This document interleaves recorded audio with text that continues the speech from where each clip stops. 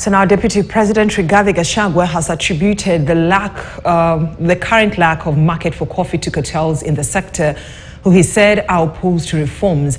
Gachagua, who is in charge of the formulation and implementation of the reforms, has however said that the government will not allow cartels to sabotage coffee farmers in their efforts to find buyers. KTN's David Mudhoka reports. The fight between government and coffee cartels over looming reforms in the coffee sector is still brewing.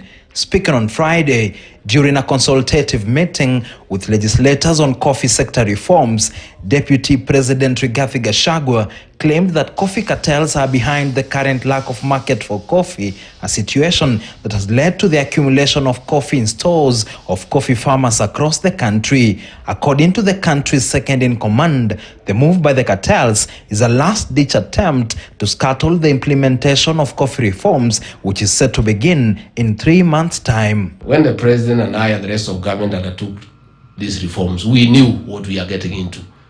We knew it is not easy, and we knew they'll fight back viciously, but we are ready and we are prepared. The administration to sort out these coffee manenos is this one. And if this government cannot sort it out, nobody else can.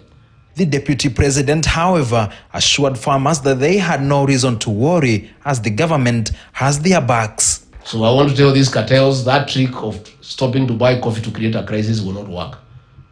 We are going to put money for the farmers. And we'll get the coffee and put it in our stores and pay for it. And the farmers continue farming.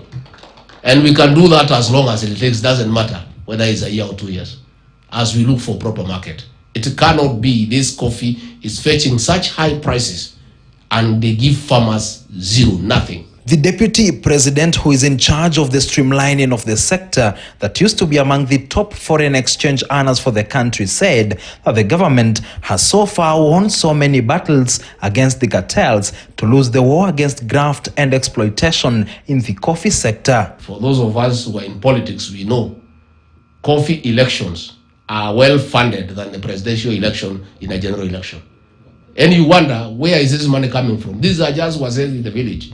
In the past, it has been a group of people who control the exchange and they control the market. And even sometimes they control the production and they control the processing. We are prepared and we are equal to the task. We have even taken worse hit previously.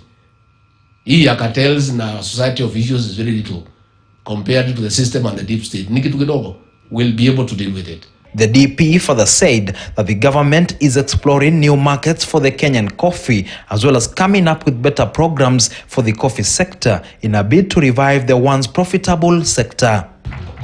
David Mudhoka, KTN News, Nairobi. So now the government will now provide scholarships to teen mothers